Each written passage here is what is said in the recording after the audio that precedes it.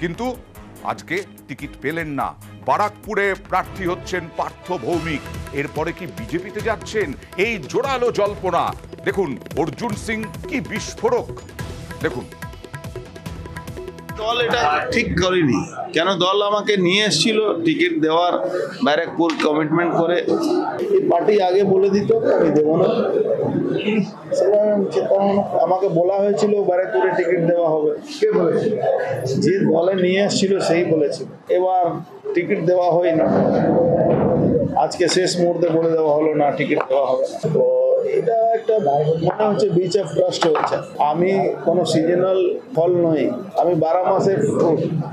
মনে আক্ষেপ তো থাকবেই। 1.5 বছর ধরে দল বলে নিয়ে এসছে যে আপনাকে টিকিট দেবো ব্যারাকপুরে। দল একবারও যদি আমাকে বলতো আমি আসতাম না। এরপরেই কি তিনি বিজেপিতে চলে যাবেন? শুভেন্দু অধিকারী অনেকটাই অর্জুন সিং এর পরে, কিন্তু টিকিট পাওয়ার ক্ষেত্রে কি হবে?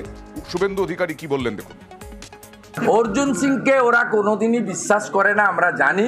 তিনি এই 2 বছর যে গেছিলেন ব্যারাকপুর এলাকার বিজেপি কর্মীদেরকে কোথাও উত্ত্যক্ত বা আক্রমণ করেন। তার যৌথ পরিবারে থাকা পুত্র পবন সিং কখনো তার বাবা তার ছেলেকে প্রেসার করেনি যে তুমি বিজেপি ছাড়ো। এবং আজকে আমি বলছি আপনাদের অকথিত তথ্য, দ্রৌপদী মুর্মু পশ্চিমবঙ্গ বিধানসভায় মোট 34 জন এমপি ভোট দিয়েছিলেন, একটাও বিজেপির এমপি ছিল না। 2টো ভোট দ্রৌপদী মুর্মু পেয়েছিলেন, তার মধ্যে একটা অর্জুন সিং এর ছিল।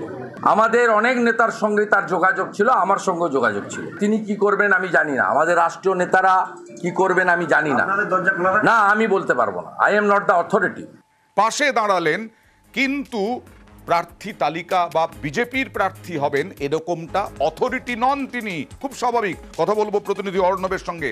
অর্ণব, বিজেপিতে ফেরা বা বিজেপির প্রার্থী হওয়া অতটাই কি সহজ হবে অর্জুন সিং এর? এই কয়েক মাস আগে তিনি তৃণমূলে এলেন, আবার টিকিট না পেয়ে বিজেপিতে। মুখ রক্ষা কি হবে অর্জুন সিং এর?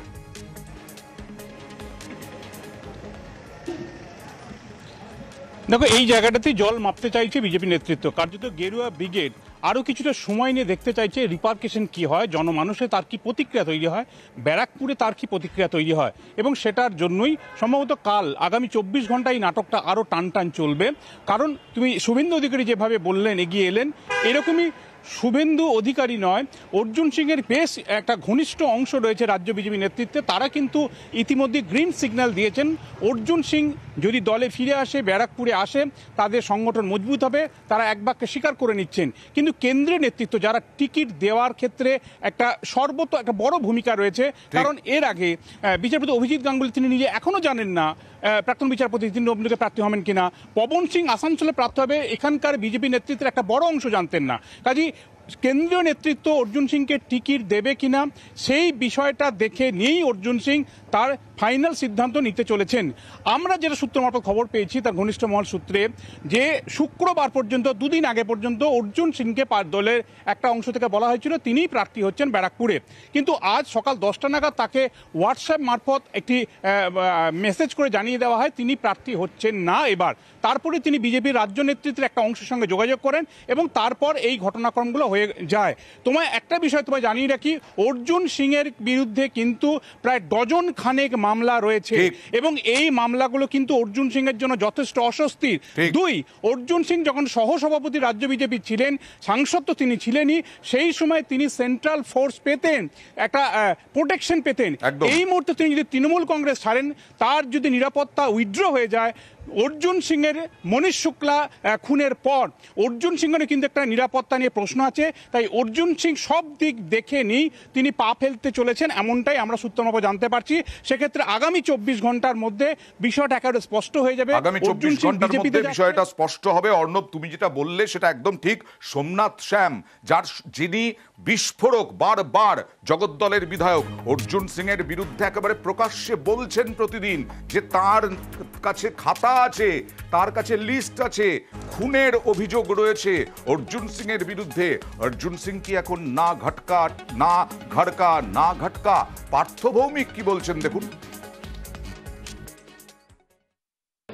দেখুন, আগে অর্জুন এমপি ছিল, আমি মন্ত্রী ছিলাম, এমএলএ ছিলাম। আজকে হয়তো আমাকে এমপি পদে দাঁড় করিয়েছে, অর্জুন নিশ্চয়ই সম্মানজনক কিছু দলের থেকে পাবে, সেটা তো দিদি প্রথমেই বলেছে।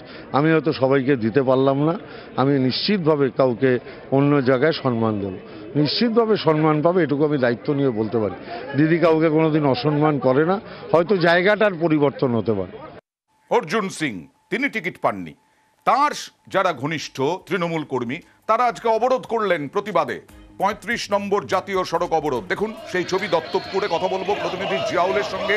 জিয়াউল একেবারে দাঁড়িয়ে গেলেন তার পাশে দাঁড়ানোর জন্য। এতজন কর্মী তারা কি অর্জুন সিং এর হয়ে টিকিট চাইছেন, কিন্তু এদিকে সোমনাথ শ্যাম জগদ্দলের বিধায়ক তিনি তো বারবার আক্রমণ করেছেন এই অর্জুন সিংকে। একদম দেখো, আমরা বারবার দেখেছি, অর্থাৎ 2019-এ যখন একেবারে অর্জুন সিং বিজেপিতে চলে যায় সেই সময় সেখানে প্রার্থী ছিলেন একেবারে দীনেশ ত্রিবেদী। কিন্তু এই যে অর্জুন সিং চলে গেল তার বছর দেড়েক পরে আবার তিনি তৃণমূলে ব্যাক করলেন। সেই সময়কাল অর্থাৎ সেই সময়ের পুরোপুরি সাংগঠনিক দায়িত্ব নিয়েছিলেন কিন্তু পার্থ ভৌমিক। ফলে তার কিন্তু একেবারে হাতে তালুর মতো চেনা এই ব্যারাকপুর লোকসভা কেন্দ্র। এখন দল তাকে প্রার্থী করেছেন, তা নিয়ে কিন্তু অর্জুন সিং এর অনুগামীরা আমরা বেশ কয়েকদিন দেখছিলাম যে তারা বিভিন্ন জায়গায় পোস্টারিং করছে অর্জুন সিংকে ব্যারাকপুরের প্রার্থী চাই। এবং আজকে যখন একেবারে জনগর্জন সভা থেকে স্পষ্ট করে দিলেন যে পার্থ ভৌমিক সেখানে প্রার্থী হবেন ব্যারাকপুরের, সেখানে অর্জুন অনুগামীরা তারা কিন্তু 35 নম্বর জাতীয় সড়ক অবরুদ্ধ করলেন। তাদের একটাই দাবি, এই পার্থ ভৌমিককে সরিয়ে আবার অর্জুন সিংকে প্রার্থী করতে হবে। কিন্তু এই যে ব্যারাকপুরের একাধিক জগদ্দল, ভাটপাড়া একাধিক জায়গায় যে বিধানসভা রয়েছে সেখানে কিন্তু তারা বিধায়করাও কিন্তু বারবার সোচ্চার হচ্ছিলেন যে এই অর্জুন সিংকে আর প্রার্থী করা দরকার নেই, প্রার্থী করলে তারাও ভেবে দেখবেন। ফলে সেখান থেকেই দল কিন্তু পার্থ ভৌমিককে বিধায়ক নিয়েছেন, প্রার্থী আর চেঞ্জ করা হবে না, এটা স্পষ্ট। এবার অর্জুন সিং কি করেন, কারণ আজকে সকাল থেকে তিনি ব্রিগেডের মঞ্চে উপস্থিত ছিলেন, এই ঠাঁঠা রোদ্দুরেও তিনি ছিলেন টিকিট পাওয়ার আশায়। আর এদিকে পার্থ ভৌমিক তিনি প্রার্থী হলেন বারাকপুরে, তার হয়ে দেওয়াল লিখন শুরু হয়ে গেল। সন্ধ্যের পর থেকেই একেবারে দেওয়াল লিখন, বিকেল থেকেই দেওয়াল লিখন, অর্থাৎ ঘোষণার পর থেকেই পার্থ ভৌমিকের নামে দেওয়াল লিখন শুরু হয়ে গেল। তিনি একজন মন্ত্রী, তিনি সেচ মন্ত্রী, এ রাজ্যের সেচ মন্ত্রী, লোকসভার টিকিট পেলেন এবং লোকসভার প্রার্থী হলেন।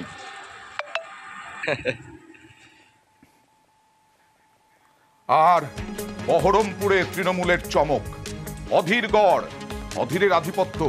অধীর চৌধুরী গত 2019-এও 90,000 ভোটে জিতেছিলেন, কিন্তু অধীর চৌধুরী তৃণমূলের বিরুদ্ধে বারবার একেবারে চাঁচা ছোলা আক্রমণ করেছেন। তাই অধীর চৌধুরীর জন্য যে এ রাজ্যে জোট ইন্ডিয়া হয়নি সেটা রাজনৈতিক মহল অনেকেরই বক্তব্য। সেখানে ইউসুফ পাঠান, ভারতীয় ক্রিকেটার, প্রাক্তন ভারতীয় ক্রিকেটার ইরফান পাঠান, ইউসুফ পাঠান, দুই ভাই। ইউসুফ পাঠান বহরমপুরে অধীরের বিপক্ষে, বড় চমক তৃণমূলের। বহরমপুরে বড় চমক। অধীর চৌধুরী কি কিছুটা হলেও চাপে? কারণ ব্যাখ্যাটা শুনুন। ব্যক্তি হিসাবে ইউসুফ পাঠানের বিরুদ্ধে আমার তো কোনো অভিযোগ থাকতে পারে না। আপনি আমার বিরুদ্ধে দাঁড় করিয়ে কি ইউসুফ পাঠানকে সম্মানিত করতে চাইছেন? ইউসুফ পাঠানকে যদি আপনি সম্মানিত করতে চাইতেন তাহলে কয়েকদিন আগে পশ্চিমবঙ্গে রাজ্যসভার এমপি নির্বাচিত হলো, সেই সময় কেন ইউসুফ পাঠানকে নিয়ে এই বাংলার পক্ষ থেকে একটা এমপি রাজ্যসভায় পাঠালেন না? দেখুন, ইন্ডিয়া জোটের যে আলোচনা, সেখানে ইউসুফ পাঠানের জন্য গুজরাটে তারা সিট চাইতে পারতো, ইন্ডিয়া জোটকে তো বলতে পারতো আমি গুজরাট থেকে তাকে জেতাতে চাই। সেটা কি আরো মানানসই হতো না? জানে জেলার নাম মুর্শিদাবাদ, সংখ্যালঘু ভোটকে না কাটতে পারলে অধীর চৌধুরীকে রুখা যাবে না। রাজনৈতিক বাতাবরণে এক বিষাক্ত মতবাদ খাড়া করতে ভালো একটা খেলোয়াড় আমাদের, তাকে আপনি নিয়ে আসছেন। সংখ্যালঘু ভোট, এটাই বড় চিন্তা অধীর চৌধুরীর। সংখ্যালঘু ভোট কাটাকুটিতে তিনি কি পিছিয়ে পড়ার আশঙ্কা? আর ইউসুফ পাঠান কি বলছেন দেখুন। यहाँ पे मुझे बहुत प्यार मिला है, कलकत्ता में हमेशा प्यार मिला, और उसके बदले में मैं यहाँ पे उनको सर्व करूँगा। ये अच्छा मौका दिया है मुझे टीएमसी ने मुझे इस काबिल समझा कि मैं लोगों की मदद कर सकता हूँ और उनका वॉइस ओवर पार्लियामेंट में लेके जा सकता हूँ और उनको हेल्प कर सकता हूँ। तो ये मेरे लिए एक अपॉर्चुनिटी था और मैंने ये डिसाइड किया, बस हर चीज़ बदलती है अच्छे के लिए और मैं अच्छे के लिए यहाँ पर आया हूँ। जो यहाँ पे लोग हैं वो प्यार करते हैं मुझे और मैं उनको जो उनकी हेल्प कर सकूँ उतनी हेल्प करूँगा मैं। নিশ্চয়ই তিনি জনপ্রিয় ক্রিকেটার, কিন্তু রাজনীতির ময়দানে কতটা কি করতে পারবেন, কতটা ভোকাল, যদিও মমতা বন্দ্যোপাধ্যায় অভিষেক বন্দ্যোপাধ্যায়ের কে দেখেই লোকে ভোট দেবে। আর যেটা অধীর চৌধুরী বলছেন সংখ্যালঘু ভোট, সেই সংখ্যালঘু ভোট কথা বলবো প্রতিনিধি ইরনের সঙ্গে। ইরন, রাজনৈতিক দিকটা যদি একটু সরিয়ে রাখি, আমরা মাঠে ময়দানে বারবার দেখেছি ইরফান পাঠানের সঙ্গে সঙ্গে ইউসুফ পাঠান যখন আক্রমণাত্মক হন তখন অন্য দলের ঘাম ছুটে যায়, ছক্কার পর ছক্কা, ছক্কার পর ছক্কা, কিন্তু মাইক্রোফোনের সামনে যখন দাঁড়ান না তখন যেন ততটা স্মার্ট নন, ততটা ভোকাল নন। এই রাজনীতির ময়দানে যেখানে লোকে তাকে আক্রমণ করবেন, অধীর রঞ্জন চৌধুরীর মতো ডাকসাইটে নেতা, তখন কতটা ভোকাল হতে পারবেন ইউসুফ পাঠান?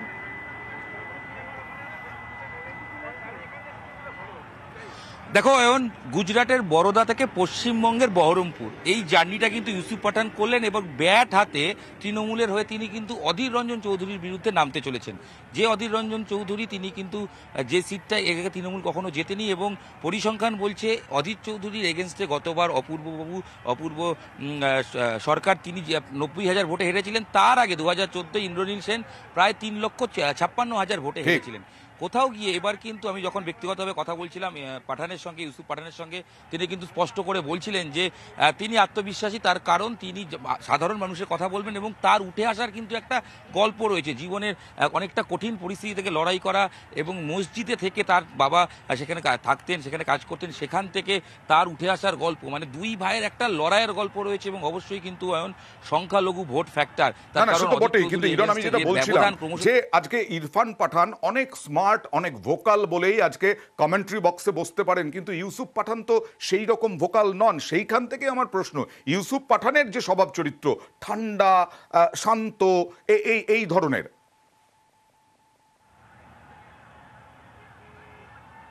অয়ন, তোমার যদি মনে থাকে প্রথম আইপিএলে এবং 2007 বিশ্বকাপে ভারতকে জয়ের অন্যতম নায়ক ছিলেন কিন্তু এই ইউসুফ পাঠান।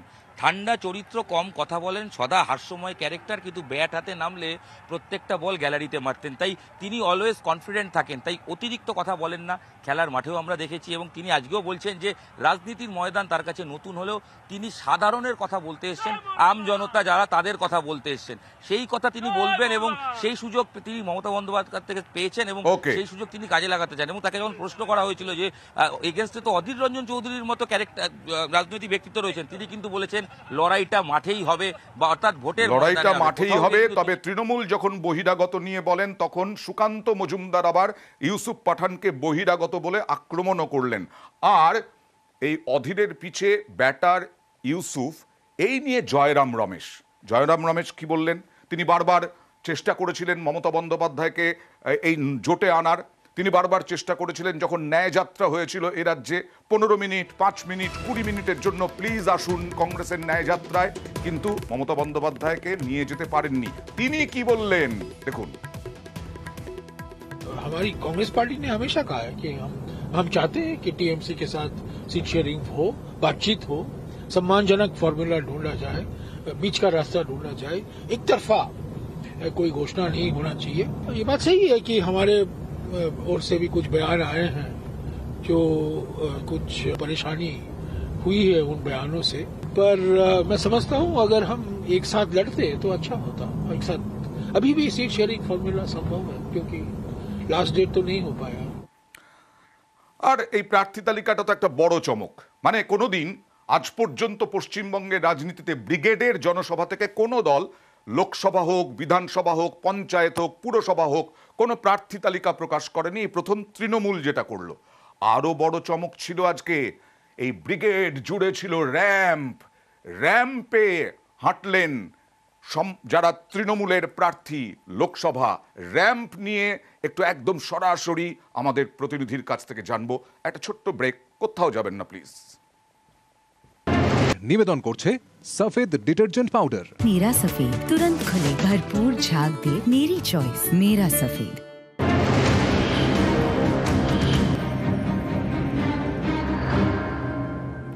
আর এবারে রাজনীতিতে চলে এলো র্যাম্প। অনেক কিছুর পরিবর্তন দেখেছেন আপনারা, যোগাযোগ ব্যবস্থা থেকে আরো অনেক উন্নত হয়েছে অনেক কিছু। এবার র্যাম্পও চলে এলো, র্যাম্পে হাঁটলেন, র্যাম্পে বক্তৃতা দিতে দিতে হাঁটলেন অভিষেক বন্দ্যোপাধ্যায়, মমতা বন্দ্যোপাধ্যায় প্রার্থীদের নিয়ে মানুষের কাছে গেলেন। কথা বলবো প্রতিনিধি মৈত্রেয়ীর সঙ্গে। মৈত্রেয়ী, অনেক, যেটা বলছিলাম, অনেক কিছুর উন্নতি হয়েছে, আধুনিক হয়েছে অনেক কিছু, আমরা তার সাক্ষী। এবার ফ্যাশন প্যারেডে র্যাম্প নয়, রাজনীতির ময়দানেও র্যাম্প চলে এলো। অনেকটা কি সহজ হলো মানুষের কাছে যাওয়া? এটাই তো করতে চেয়েছিলেন তৃণমূল নেতৃত্ব।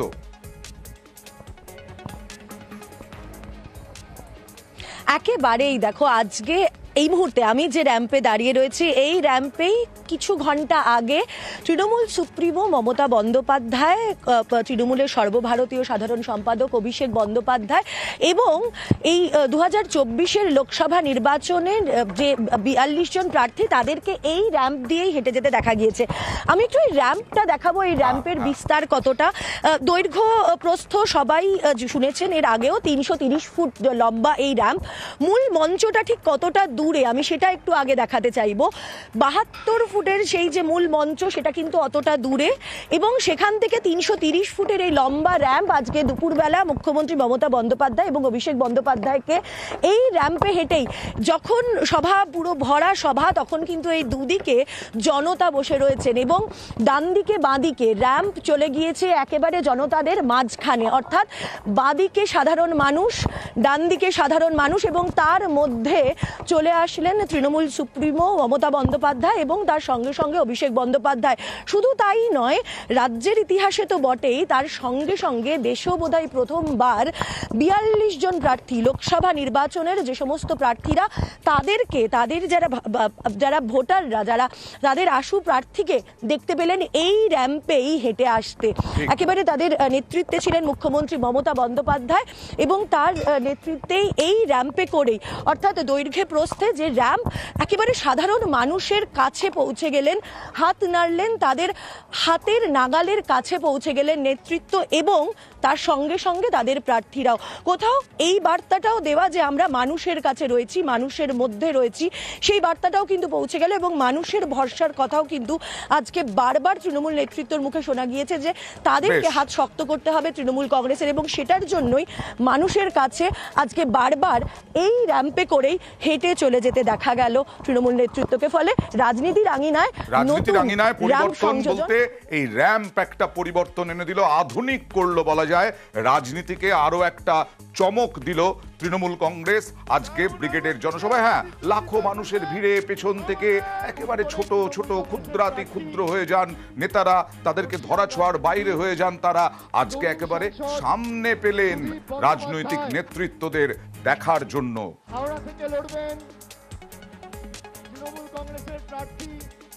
র্যাম্পে হেঁটে জনতার কাছাকাছি ইউসুফ পাঠান, মহুয়া মৈত্র, রচনা বন্দ্যোপাধ্যায়, আরো যারা প্রার্থী, জুন মালিয়া, মুকুটমণি অধিকারী। দেখুন সেই র্যাম্প দেখতে কিন্তু জবরদস্ত। এই যে মুকুটমণি অধিকারীর নাম বলছিলাম না, আজকে যে প্রার্থী তালিকা, সেই প্রার্থী তালিকায় একেবারে গরমা গরম। এই সেদিন রাস্তায় দাঁড়িয়ে তারপরে মঞ্চে তৃণমূলে যোগ দিলেন মুকুটমণি অধিকারী, যিনি রানাঘাট দক্ষিণের বিজেপি বিধায়ক। তিনি প্রার্থী পদ পেয়ে গেলেন, তিনি তৃণমূলের প্রার্থী। কথা বলবো প্রতিনিধি রঞ্জিতের সঙ্গে। রঞ্জিত, একদিকে কৃষ্ণ কল্যাণীকে টিকিট দেওয়া হয়েছে, কৃষ্ণ কল্যাণী অনেকদিন আগেই চলে এসেছেন 21-এর পরে তৃণমূলে। বিশ্বজিৎ দাস, তিনিও তৃণমূলে চলে এসেছেন, কিন্তু একেবারে গরমা গরম হচ্ছেন এই মুকুটমণি অধিকারী। মুকুটমণি অধিকারী মতুয়াদের মধ্যে কতটা জনপ্রিয় এবং তার ভোট ব্যাংক কতটা শক্তপোক্ত। যদিও এই নির্বাচন বারবার বলা হয় যে মমতা বন্দ্যোপাধ্যায়, অভিষেক বন্দ্যোপাধ্যায়ের কথা শুনে ভোট দেবেন মানুষ।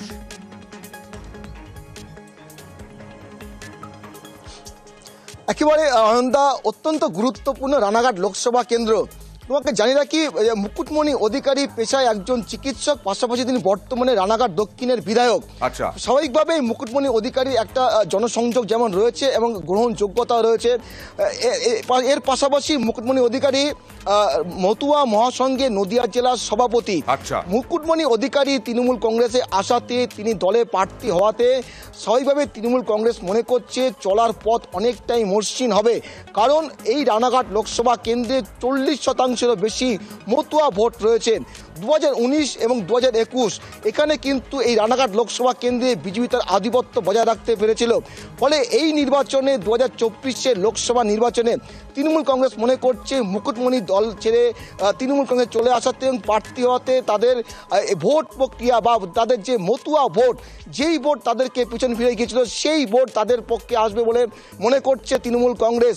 স্বাভাবিকভাবেই মুকুটমণি অধিকারী তৃণমূল কংগ্রেসে যোগদান এবং তার প্রার্থী হওয়া অনেকটাই পথ মসৃণ করবে এই লোকসভা নির্বাচনে।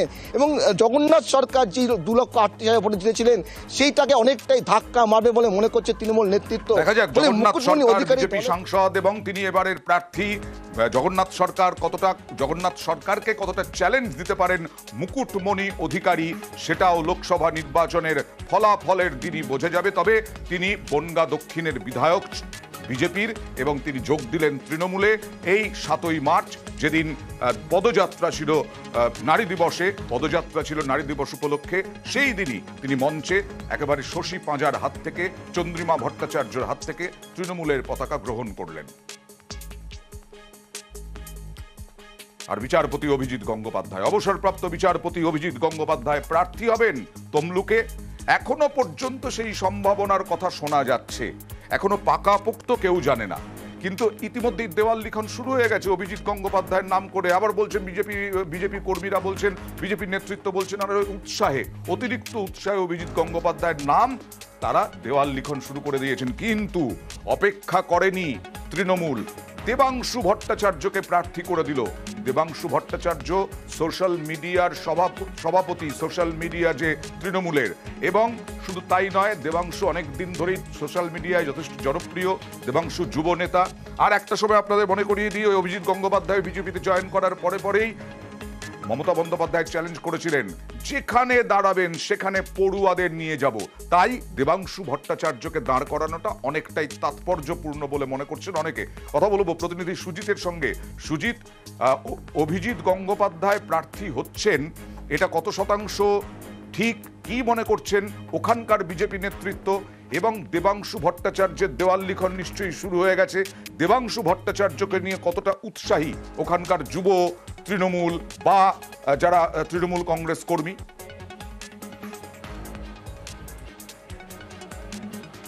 দেখো, আলোচনা চলছিল, কি আলোচনা না, এই কেন্দ্রে প্রার্থী হচ্ছেন বিজেপির যিনি অবসর নিয়েছেন এবং সেই অভিজিৎ গঙ্গোপাধ্যায়, এবং সেখানেই কিন্তু তারপর থেকে প্রশ্ন উঠতে শুরু করেছিল তাহলে তার বিপক্ষে তৃণমূল কাকে প্রার্থী করতে চলেছে। নাম ভাসছিল অনেকের, তারই মধ্যে আজকে কিন্তু দেখা গেল কি না, তৃণমূল নেত্রী ঘোষণা করে দিলেন তমলুক কেন্দ্রের প্রার্থী হচ্ছেন, তৃণমূল প্রার্থী হচ্ছেন দেবাংশু ভট্টাচার্য। আর সঙ্গে সঙ্গেই কিন্তু তমলুকে দেখা গেল কি না, দেয়াল লিখন তার নামে তৃণমূল কর্মীরা লিখতে শুরু করেছেন। কারণটা কি না, এই যে কয়েকদিন কে প্রার্থী হবেন না জানতে পেরে তারা কিন্তু বসেছিলেন, কিন্তু তারা অপেক্ষায় ছিলেন। কেননা অন্যদিকে যখন বিজেপি দেওয়াল লিখন শুরু করে দিয়েছে, নাম ঘোষণা না হলেও সেখানে কিনা পিছিয়ে পড়তে রাজি নয় তৃণমূল কর্মীরা। তমলুক জেলা সদর, সেখানে কিন্তু দেখা গেল কি তমলুক লোকসভা কেন্দ্রের বিভিন্ন জায়গার মতো এখানেও কিন্তু দেওয়াল লিখন শুরু হলো, এবং যেখানে কিনা দেবাংশু আজকেই যার নাম ঘোষণা হচ্ছে তার নাম। আসলে আগে থেকে একটা প্রস্তুতি ছিলই, কেননা দেবাংশু ভট্টাচার্যকে দল ঠিক করেছিল 10-এর প্রস্তুতি, আজকের ব্রিগেডের প্রস্তুতি হিসেবে জেলায় যে কর্মসূচি, সেখানে কিন্তু তমলুক লোকসভা যে রয়েছে সেখানে কিন্তু একাধিক প্রস্তুতি সভা করিয়েছিলেন। সেখান থেকে হালকা করে একটা বার্তা ছিলই, সেই বার্তাটা আজকে প্রকাশ্যে চলে এলো।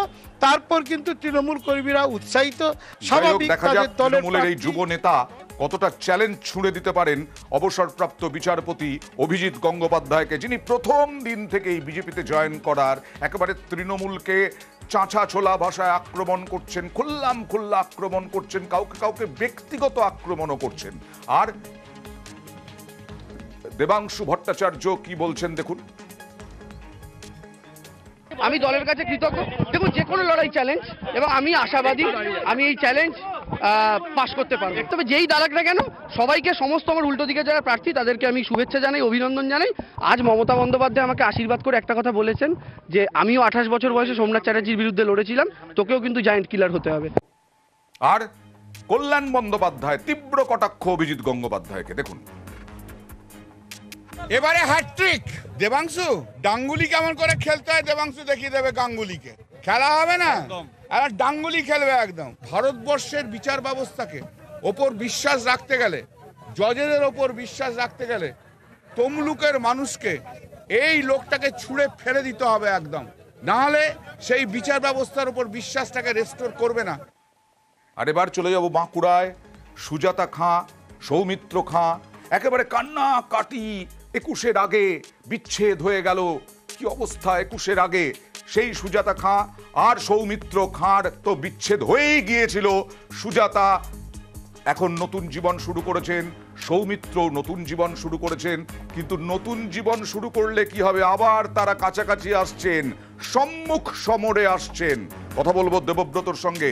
দেবব্রত, এর আগে সৌমিত্র খাঁ যখন জেলে ছিলেন সেই সময় সৌমিত্রর ছবি নিয়ে ব্যাপক প্রচার করেছিলেন সুজাতা মণ্ডল। সেই সুজাতাই জিতিয়েছিলেন তার তৎকালীন স্বামীকে। আজকে সুজাতাই সম্মুখ সমরে সৌমিত্র খাঁর। কতটা অ্যাডভান্টেজে আছেন সুজাতা, আদৌ কি আছেন? সৌমিত্র খাঁর পক্ষে কি কঠিন লড়াই?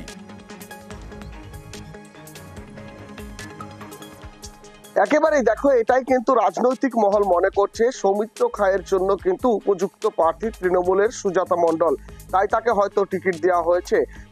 সুজাতা সৌমিত্রের ইতিহাসটা বলতে গেলে তোমাকে বলতেই হয়, বিষ্ণুপুর লোকসভায় 7টি বিধানসভা কেন্দ্র রয়েছে। 2019 সালে যখন বিজেপির হয়ে সৌমিত্র খাঁ প্রার্থী হয়ে লড়ে, ঠিক তখনই আইনি জটিলতার জন্য বাঁকুড়া জেলায় ঢুকতে পারেনি সৌমিত্র খাঁ। পূর্ব বর্ধমানের একটি বিধানসভা রয়েছে খণ্ডঘোষ, সেখানে খণ্ডঘোষ বিধানসভায় কিন্তু সৌমিত্র খাঁ প্রচার করলেও বাঁকুড়া জেলায় ঢুকতে পারেনি। ঠিক তখনই শিক্ষকতা ছেড়ে কিন্তু তার তৎকালীন সহধর্মিণী সুজাতা মণ্ডল ঝাঁপিয়ে পড়েন ময়দানে, অর্থাৎ রাজনীতির ময়দানে। একা হাতে প্রচার করে গেছেন বিভিন্ন এলাকায়, বিভিন্ন গ্রামে মাইলের পর মাইল হেঁটেছেন এবং তার লড়াই যেন সৌমিত্র খাঁকে জয় এনে দিয়েছিল। লোকসভা নির্বাচনে তিনি জিতেছিলেন। তারপর ডিসেম্বরের 2020 বিভিন্ন কারণবশত তাদের বিবাহ বিচ্ছেদ হয়। তারপর সুজাতা মণ্ডল তৃণমূল কংগ্রেসে যোগদান করে। তারপরেই কিন্তু 2024 লোকসভা নির্বাচন। এবার যখন বিজেপির পক্ষ থেকে সৌমিত্র খাঁকে দ্বিতীয়বারের জন্য এখানে প্রার্থী দেওয়া হয়, তারপরে তৃণমূলের প্রার্থী। তবে রাজনৈতিক মহল যেটা মনে করছে, সৌমিত্র খাঁ দুবারের সাংসদ হলেও সৌমিত্র খাঁয়ের সঙ্গে যোগ্য টক্কর দেওয়ার মতো রয়েছে শুধুমাত্র সুজাতা মণ্ডল, তাই তাকে এবার প্রার্থী দেওয়া হয়েছে। এবার দেখার বিষয়, একদমই এবার দেখার বিষয় কতটা যোগ্য, কতটা কি করতে পারবেন সৌমিত্র খাঁর বিরুদ্ধে। সৌমিত্র খাঁর বিরুদ্ধেও এরকম অভিযোগ উঠেছে তিনি আসলে একটা সময় বিজেপিতে থাকবেন না, তৃণমূলে আসতে চান, সেই নিয়েও নাকি তার মনে দোলাচল ছিল। তারপরে সৌমিত্র খাঁকে আলটিমেটলি বিষ্ণুপুর থেকেই প্রার্থী করেছে তৃণমূল বিজেপি, আর তৃণমূল প্রার্থী করলো সুজাতা মণ্ডলকে। দুজনের ভার্সাস দেখুন। আমার লড়াই বিষ্ণুপুরের মানুষের জন্য 24 ঘন্টা 7 দিন 365 দিন। আর আজ মানুষের কাছে আমারও বিনতি, আমার আবেদন যে বিষ্ণুপুরের মানুষের জন্য আমাকে আগামী 5টা বছর আমাকে লোকসভার প্রতিনিধি করে কাজ করার সুযোগ দিন এবং একজন অপদার্থ লোকসভায় যে জনপ্রতিনিধি ছিল তাকে বিষ্ণুপুরের মাটি থেকে তাকে কবরে পাঠান, তাকে বিদায় দিন। যদি কোনো রাজনৈতিক ব্যক্তিত্ব দাঁড়াতো তাহলে রাজনীতির তো লড়াই। একজন অরাজনৈতিক ব্যক্তিত্বকে দিয়েছে, পশ্চিমবাংলার সর্বোচ্চ ব্যবধানে বিষ্ণুপুর লোকসভা জিতবে, এটা আমি নিশ্চিত করে বলতে পারি।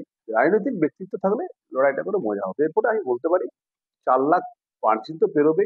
আমার মনে হয় তৃণমূল কংগ্রেস 25% ভোটে চলে গেল। পশ্চিমবাংলার সর্বোচ্চ ব্যবধানে আমি জিতব।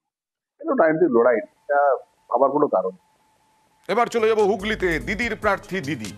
হুগলিতে লকেট চট্টোপাধ্যায়কে আগেই প্রার্থী করেছে তৃণমূল কংগ্রেস, মাফ করবেন বিজেপি। আর রচনা বন্দ্যোপাধ্যায় এবার দিদির প্রার্থী দিদি। রচনা বন্দ্যোপাধ্যায় তৃণমূল কংগ্রেসের প্রার্থী হুগলিতে। দীর্ঘদিনের অভিনেতা, বিভিন্ন রিয়েলিটি শোয়ে তাকে দেখা যায়।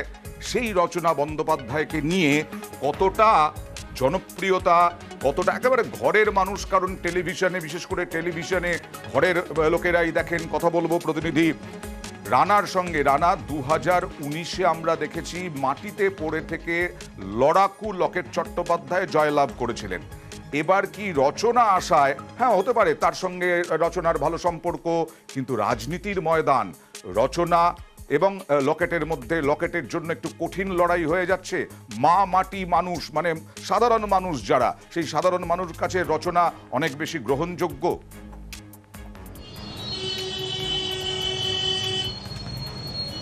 হ্যাঁ অয়নদা, দেখো তুমি যে কথাটা বললে তোমার একদমই ঠিক। এই হুগলি লোকসভা কেন্দ্রের লকেট চট্টোপাধ্যায় ও রচনা বন্দ্যোপাধ্যায়, তারা দুজনে কিন্তু একে অপরের সঙ্গে সিনেমা জগতে এসেছেন 2004 সালে। বাংলা সিনেমা ত্যাগ দিয়ে আরম্ভ করেছিলেন, তারপর বেশ কয়েকটা বাংলা সিনেমা তারা কিন্তু দুজনে করেছেন। কিন্তু এই রাজনীতির লড়াইয়ে কিন্তু এই নতুন মুখ কিন্তু হুগলির যে রচনা বন্দ্যোপাধ্যায় তৃণমূলের প্রার্থী। তো ইতিমধ্যে 2019-এ কিন্তু লকেট চট্টোপাধ্যায় তিনি কিন্তু তৃণমূলের প্রার্থীকে হারিয়ে তিনি সাংসদ হয়েছিলেন। কিন্তু এই যে রচনা বন্দ্যোপাধ্যায় এই রাজনীতিতে প্রথম হলো, তিনি কিন্তু রাজনীতির ময়দানে কিন্তু অনেকটাই এগিয়ে। তার কারণ হচ্ছে যে 7টা বিধানসভা, সেই 7টা বিধানসভা কিন্তু এই হুগলি লোকসভা 7টা বিধানসভা কিন্তু তৃণমূলের দখলে রয়েছে। ফলে বুঝতেই পারছো রাজনীতির ময়দানে কিন্তু অনেকটাই কিন্তু, তার মানে 2019-এ লকেট চট্টোপাধ্যায় জিতলেও পরবর্তী সময়ে 2021-এ 7টা বিধানসভায় তৃণমূল এগিয়ে। আর রচনা বন্দ্যোপাধ্যায়কে আমরা দেখেছি সাধারণ মানুষের সঙ্গে কথাবার্তা বলতে এই টেলিভিশন শোতেই। দেখুন দুজনে ভার্সেস। ভালোই হবে, দেখা যাক, খেলা হবে। জুনের হয়তো আমি ভীষণ আশাবাদী এবং আমি চাইবো মেদিনীপুরের সব মানুষ জুনকে সাপোর্ট করুক, কারণ আমি চাই পশ্চিমবাংলায় তৃণমূল কংগ্রেস পার্টি রাজ করুক এবং তৃণমূল কংগ্রেস পার্টি ছাড়া আর কেউ জায়গা পাওয়ার উচিত নয়। তাই জন্য আমাদের সকলের সমর্থন দরকার এবং উন্নয়নে আমরা বিশ্বাসী এবং আমি চাই জুন এসে বিজয়ী হোক এবং তার জন্যে পুরো মেদিনীপুরের সাপোর্ট দরকার। হুগলিবাসীদের জন্য আমার অনেক অনেক শুভেচ্ছা, অভিনন্দন এবং প্লিজ তৃণমূল কংগ্রেস পার্টির সাথে থাকবেন, পাশে থাকবেন।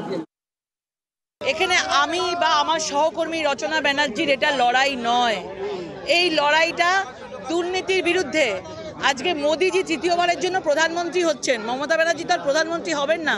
তো লড়াইটা মোদি ভার্সেস মমতা, লড়াইটা আমার আর রচনা ব্যানার্জির মধ্যে না। আর এবার দুজন আমলা একেবারে আগে অবসর নিয়ে প্রার্থী হলেন। মালদা উত্তরে প্রসূন বন্দ্যোপাধ্যায় অবসরপ্রাপ্ত আইপিএস, আর গোপাল লামা দার্জিলিংয়ের প্রার্থী হলেন। গোপাল লামা দার্জিলিংয়ের প্রার্থী হলেন, তিনি এসডিও, প্রাক্তন এসডিও। কথা বলবো প্রতিনিধি সেবকের সঙ্গে। সেবক, খগেন মুর্মুর এগেনস্টে হচ্ছেন প্রসূন বন্দ্যোপাধ্যায়। খগেন মুর্মু অনেক বেশি মাঠে ঘাটের লোক বলা যায়, আমরা দেখেছি বিভিন্ন সময়ে, কিন্তু তৃণমূল কতটা শক্তিশালী এখন খগেন মুর্মুর ওই কেন্দ্রটাতে যে প্রসূন বন্দ্যোপাধ্যায়কে চ্যালেঞ্জ ছুঁড়তে পারবেন খগেন মুর্মু? একদমই, দেখো যেটা তুমি বলছিলে, আজকে যে জনগর্জন সভা থেকে প্রার্থী ঘোষণা করা হয়েছে, এখানে উত্তর মালদা লোকসভা কেন্দ্র যেটা বিজেপির দখলে রয়েছে, সেই উত্তর মালদা লোকসভা থেকে প্রসূন বন্দ্যোপাধ্যায় তিনি প্রার্থী হয়েছেন। আমরা জানি দিন তিনেক আগেই তিনি ডিআইজি রায়গঞ্জ রেঞ্জ, সেই পদ থেকে তিনি ভলেন্টিয়ার রিটায়ারমেন্ট নেন। এরপর তিনি রাজনীতিতে আসলেন নতুন মুখ হিসাবে। আর খগেন মুর্মু এই কেন্দ্রে কিন্তু পরিচিত প্রার্থী, শুধু তাই নয়, দীর্ঘদিন ধরে কয়েক দশক ধরে রাজনীতি করেন তিনি। গ্রাম পঞ্চায়েত লেভেল থেকে এখনো পর্যন্ত অপরাজেয়, দল বদলেছেন, কখনো সিপিএম এর প্রার্থী ছিলেন, পরে বিজেপিতে যোগদান, কখনো তিনি হারেননি। অপরাজেয় তকমা ঘোচাতে হলে প্রসূন বন্দ্যোপাধ্যায়কে ভালো ফল করতে হবে। প্রসূন বন্দ্যোপাধ্যায় মালদহের পুলিশ সুপার ছিলেন, মালদা জেলার 8 ঘাট অনেকটাই জানেন, তার নিজস্ব অনেক যোগাযোগ রয়েছে, কিন্তু ভোটের অঙ্কে কতটা প্রভাব ফেলতে পারবেন এটা কিন্তু একটা প্রশ্ন। আর যেটা তুমি বলছিলে যে গোপাল লামা, তিনিও কিন্তু এবার প্রার্থী হলেন দার্জিলিং কেন্দ্রে। যিনি আগে এসডিও ছিলেন শিলিগুড়ির, কেন পাহাড়ের ভোট, এখানে শিলিগুড়ির সমতলের পরিচিত মুখ হতে হবে, একই সঙ্গে পাহাড়েও গ্রহণযোগ্যতা থাকতে হবে। এই গোপাল লামা এসডিও ছিলেন, পর্যটন দপ্তরের যুগ্ম সচিব ছিলেন, জিটিএর যে পর্যটন দপ্তর তার সচিব ছিলেন, অবশ্যই ভূমিপুত্র, একদমই ভূমিপুত্রের যে দাবি দীর্ঘদিন ধরে পাহাড়ে ছিল, সেই যে যুক্তি সেটাও এক্ষেত্রে প্রযোজ্য হচ্ছে।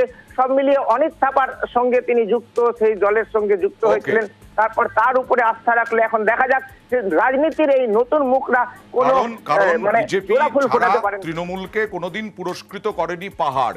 এবার কি গোপাল লামা সেই পুরস্কারটা ছিনিয়ে আনতে পারবেন? হর্ষবর্ধন শ্রীংলা হন বা রাজু বিস্তা হন, কে হবেন বিজেপির প্রার্থী, তার একেবারে হাত থেকে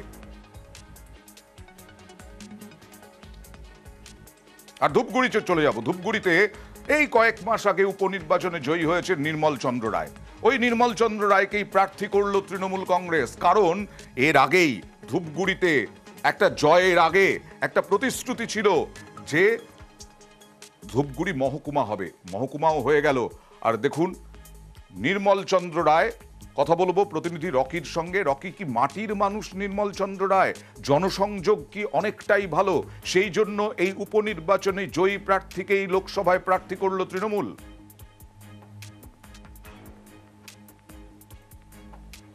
একদম অয়নদা, তোমাকে বলে রাখতে চাইবো যে ফের চমক তৃণমূলের পক্ষ থেকে। নির্মল চন্দ্র রায় এবার জলপাইগুড়ি জেলার লোকসভা কেন্দ্রের কিন্তু প্রার্থী হয়েছেন। ধূপগুড়ি বিধানসভা কিন্তু দখলে ছিল বিজেপির বিগত বিধানসভা যে নির্বাচন হয়েছিল সেখানে। আর সেই জায়গা থেকে দাঁড়িয়ে যখন বিষ্ণুপদ রায় বিধায়ক তার মৃত্যু ঘটে এবং উপনির্বাচন হয়, সেই সময় কিন্তু নির্মল চন্দ্র রায়কে তুলে আনেন তৃণমূল দলের তরফ থেকে এবং প্রচারে গিয়ে কিন্তু সাধারণ মানুষের কথার মুখে পড়তে হয়। দীর্ঘদিন ধরে ধূপগুড়ি সহ বানাহাট ব্লকের মানুষের দাবি ছিল যে ধূপগুড়িকে মহকুমা করা হোক এবং তিনি কিন্তু বলেছিলেন যে উচ্চ আধিকারিক যারা দলের বড় নেতা রয়েছেন, এমনকি মুখ্যমন্ত্রীর সঙ্গেও কথা বলার চেষ্টা করবেন। ধূপগুড়ি বিধানসভা যদি তৃণমূলের দখলে যায় তাহলে ধূপগুড়িকে মহকুমা করার চেষ্টা করা হবে। এরপর কিন্তু যখন ইলেকশনের সময় অভিষেক বন্দ্যোপাধ্যায় তার হয়ে প্রচারে আসেন, প্রতিশ্রুতি দেন ধূপগুড়িকে মহকুমা করা হবে এবং অবশেষে তার জয়ের পর ধূপগুড়িকে মহকুমা করা হয়। এবার কিন্তু সেই তুরুপের তাস নির্মল চন্দ্র রায় এবং সাধারণ মানুষের সঙ্গে আমরা কথা বলি এবং যখন আমরা তাদেরকে জিজ্ঞেস করি যে নির্মল চন্দ্র রায়কে কিন্তু জলপাইগুড়ি লোকসভা কেন্দ্রের প্রার্থী করা হয়েছে, আপনারা কি বলতে চান? তিনি এলাকার মানুষ বলেছেন যে তিনি প্রতিশ্রুতি দিয়েছিলেন, এমনকি ধূপগুড়িকে মহকুমা করা হয়েছে। খুব গরম গরম, একেবারে টাটকা, সেই টাটকা প্রতিশ্রুতিকে ফায়দা তুলতে পারে কিনা প্রতিশ্রুতি দিয়ে লোকসভায় তৃণমূল, সেটাই এখন দেখার। আজকে বিরোধী দলনেতা শুভেন্দু অধিকারী সন্দেশখালীতে গিয়েছিলেন, তার সভা ছিল, বিজেপির সভা ছিল সন্দেশখালীতে। সেখান থেকে ঠাকুরবাড়িতে যান শুভেন্দু অধিকারী। সেখানে গেলেন, কি করলেন, কেন গেলেন, কি কর্মসূচিতে গেলেন, কথা বলবো প্রতিনিধি অনিরুদ্ধর সঙ্গে। অনিরুদ্ধ, জানতে চাইবো শুভেন্দু অধিকারী গেলেন, কি বললেন, কেন গেলেন, কি কর্মসূচি ছিল? দেখো অন্ত, তোমাকে জানিয়ে রাখি, তৃণমূল কংগ্রেসের জনগর্জন সভা 10ই মার্চ ঘোষণা করবার পরেই শুভেন্দু অধিকারী ঘোষণা করেছিলেন যে সন্দেশখালীতে তিনি সভা করবেন। আজ তিনি সন্দেশখালীতে সভা করেন এবং তারপরেই ঠাকুরবাড়িতে আসেন, ফেরার পথে ঠাকুরবাড়িতে আসেন। আগেই বনগাঁ লোকসভা কেন্দ্রে বিজেপির প্রার্থী হিসাবে শান্তনু ঠাকুরকে পুনরায় প্রার্থী করা হয়েছে। ঠাকুরবাড়িতে এসে প্রাথমিকভাবে সুব্রত ঠাকুর, পরবর্তীতে শান্তনু ঠাকুরের সঙ্গে বৈঠক করেন। দুই ভাইকে পাশে বসিয়ে তিনি প্রেস মিট করেছেন, সাধারণ কর্মীদেরকে তিনি বার্তা দিয়েছেন। কিন্তু ঠাকুরবাড়িতে তিনি প্রেস মিট করবার সময় সাংবাদিকদের মুখোমুখি হয়ে বলা যেতে পারে বনগাঁ লোকসভায় আজকে যার নাম তৃণমূল কংগ্রেস ঘোষণা করেছে বিশ্বজিৎ দাসকে আক্রমণ করেছেন। কারণ বিশ্বজিৎ দাস বিজেপি ছেড়ে তৃণমূল কংগ্রেসে গিয়েছিল। বিশ্বজিৎ দাসকে তিনি আক্রমণ করে জানিয়েছেন যে তাকে রেজিগনেশন দিয়েই লোকসভা নির্বাচনে লড়াই করতে হবে। সেক্ষেত্রে বাগদা বিধানসভা ক্ষেত্রেও বিজেপির জয় আসবে এবং বনগাঁ লোকসভা ক্ষেত্রেও বিজেপির জয় আসবে।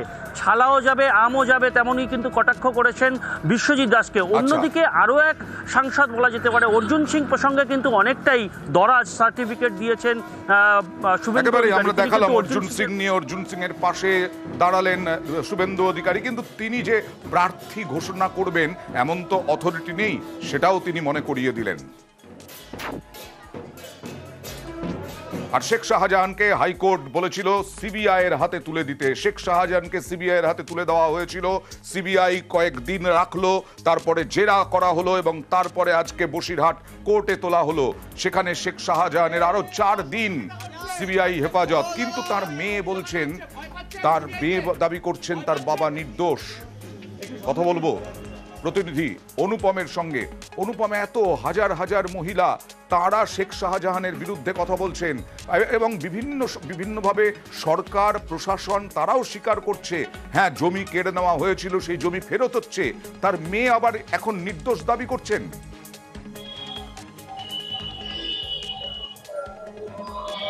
দেখো অয়নদা একদমই ঠিকই বলেছো। তার কারণ হচ্ছে আমরা কিন্তু সেই 5ই জানুয়ারির পর থেকে কিন্তু পরপর কিন্তু দেখে আসছি যে সন্দেশখালী বিভিন্ন এলাকায় কিন্তু সে শাহজাহানের বিরুদ্ধে কিন্তু এলাকার মহিলা থেকে পুরুষ সবাই কিন্তু একদম পথে নেমেছে। তারা কিন্তু বিক্ষোভ দেখিয়েছে যে তাদের জমি শেখ শাহজাহান কেড়ে নিয়ে মার্কেট করেছে, মাছের ভেড়ি করেছে, এরকম একাধিক ধরনের কিন্তু অভিযোগ তার বিরুদ্ধে কিন্তু উঠেছে এবং তারপরে কিন্তু তাকে গ্রেপ্তার করতে বাধ্য হয় পুলিশ এবং তারপরে কিন্তু তাকে তৃণমূল দল থেকেও কিন্তু তাকে সাসপেন্ড করা হয়। এরপরে কিন্তু এরপরে বুশের মহকুমা আদালতে তোলা হলে তার 10 দিনের পুলিশ হেফাজত হয় এবং তারপরে সিবিআই তাকে নিজেদের হেফাজতে নেয় এবং আজকে তাকে আদালতে তোলা হয়। আদালতে তোলার পরে 4 দিনের আবার সিবিআই হেফাজত হয়েছে এবং তাকে যখন আদালতের থেকে বের করা হয়েছে তারপরেই কিন্তু সেখানে তার মেয়ে, তার স্ত্রী তারা কিন্তু উপস্থিত ছিল এবং শেখ শাহজাহানের মেয়ে সাবিনা ইয়াসমিন সে কিন্তু পরিষ্কারভাবে যেটা বলছে তার যেটা দাবি দেখাবো একটু ছবিটা, সেদিনের ছবিটার আজকের ছবিটার পার্থক্য দেখুন। সেদিন একেবারে দোর্দণ্ড প্রতাপ ভাবে এগিয়ে আসছিলেন শেখ শাহজাহান, পেছনে ছিল পুলিশ। আর আজকে শেখ শাহজাহানের বডি ল্যাঙ্গুয়েজ, সেই দিন যেদিন প্রথম পুলিশ গ্রেফতার করে সেদিন তার পরের দিন বসিরহাট কোর্টে যখন তোলা হচ্ছিল সেই সময়ের ছবি আর আজকের ছবি দেখুন, সম্পূর্ণ আলাদা। ফাঁসানো হয়েছে কি?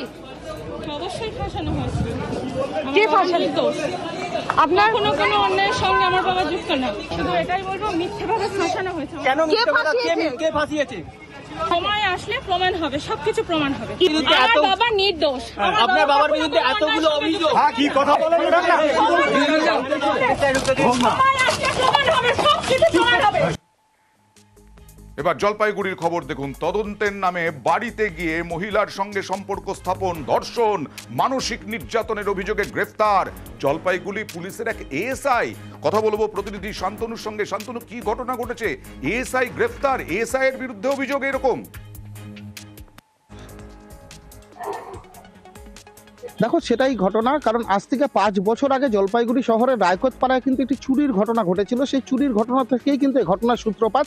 যে তদন্তকারী অফিসার ছিলেন সে সেই চুরির তদন্তে গিয়ে বাড়িতে যেতেন এবং সেই মহিলার দাবি সেই সময় তার স্বামী বাইরে কর্মসূত্রে থাকতেন, সেই সুযোগকে কাজে লাগিয়ে বিভিন্নভাবে তাকে নানাভাবে নির্যাতন করতেন। তদন্তের নামে তার বাড়িতে এসে তাকে প্রথমে বিয়ের প্রলোভন দেওয়া হয়, তিনি রাজি না হলে তাকে একটি পানীয়র সঙ্গে তাকে নেশা জাতীয় কিছু মিশিয়ে দিয়ে তাকে ধর্ষণ করা হয় বলে অভিযোগ।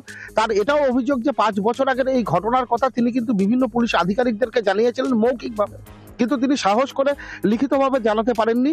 কিন্তু সম্প্রতি তার পরিবার এবং পরিজনরা পাশে দাঁড়ানোয় তিনি লিখিতভাবে অভিযোগ দায়ের করেছেন এবং অভিযোগের ভিত্তিতেই কিন্তু সেই পুলিশ অফিসারকে গ্রেপ্তার করেছে পুলিশ।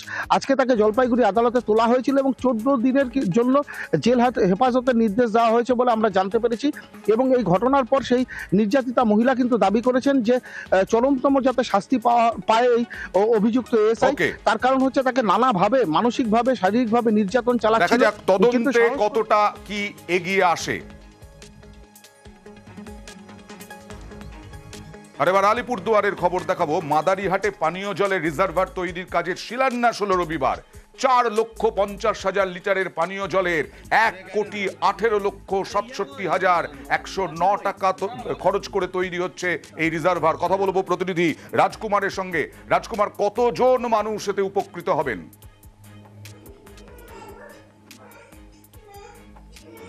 দেখো অয়নদা, যেটা জানা যাচ্ছে প্রায় কিন্তু 5,000-এর মতো মানুষ এই জল প্রকল্পের দ্বারা উপকৃত হবেন। তার কারণ হচ্ছে যে এই যে জল প্রকল্পের যে রিজার্ভারের কাজের আজকে শিলান্যাস হলো, এখান থেকে পাইপ লাইনে বাড়ি বাড়ি পানীয় জল দেওয়া হবে। অয়নদা, এবার আলিপুরদুয়ার লোকসভা কেন্দ্রে কিন্তু একেবারে লড়াই হাড্ডাহাড্ডি। এই কেন্দ্রে কিন্তু বিজেপির প্রার্থী হয়েছেন মাদারিহাটের যে বিধায়ক মনোজ টিগ্গা, আর সেই কারণেই কিন্তু শাসক দল একেবারে পাখির চোখ করেছে এই বিধানসভাকে। উন্নয়নের নিরিখে তৃণমূল কংগ্রেস কিন্তু ভোট চাইছে। পর পর মাদারিহাটে নানান উন্নয়ন প্রকল্পের শিলান্যাস এবং উদ্বোধন করা হচ্ছে এবং এই আজকে যে প্রকল্পটি শিলান্যাস করা হতো প্রায় কোটি টাকার বেশি কিন্তু এই যে প্রকল্প, এই প্রকল্পে খুশি মাদারিহাটের যে উত্তর শিশুবাড়ি এলাকা সেই এলাকার মানুষজন। অয়নদা, ধন্যবাদ। আর এবার দেখাবো কৃষকদের অবস্থা। দেখুন, মাটির নিচ থেকে আলু তুলতেই মাথায় হাত তারকেশ্বর ব্লকের বিভিন্ন এলাকার কৃষকদের। লক্ষ লক্ষ টাকার ক্ষতি মুখে কয়েকশো কৃষক। কথা বলবো প্রতিনিধি রানার সঙ্গে। রানা, কেন এই অবস্থা হলো? এটা কি এই যে অসময়ের বৃষ্টি, সেই অসময়ের বৃষ্টির কারণে?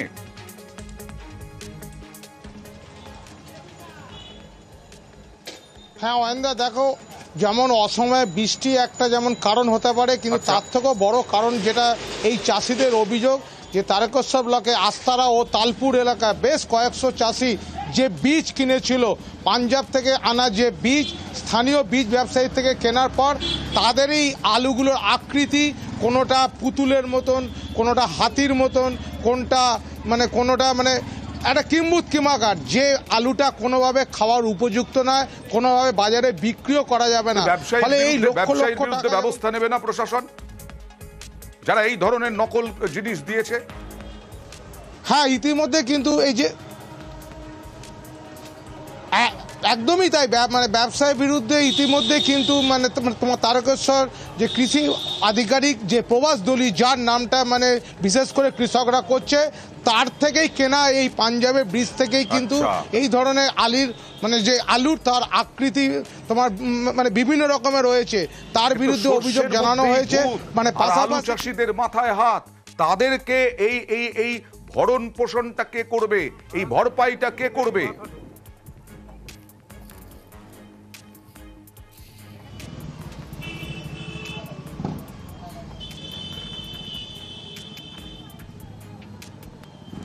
হ্যাঁ অয়নদা, দেখো এইটা নিয়ে প্রশ্ন তোমার উঠতে শুরু করেছে যে এই যে এতগুলো যে কৃষক, তাদের যে এত টাকা তারা খরচা করে যারা আলু চাষ করলো, তাদের পাশে কে দাঁড়াবে, তারা কিভাবে এই টাকাটা তারা ফেরত পাবে, সেই নিয়ে কিন্তু চিন্তায় রয়েছে এই এলাকার কৃষকরা।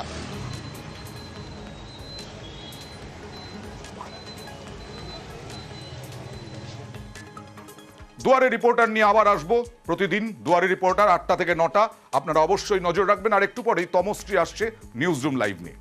ধন্যবাদ অয়ন।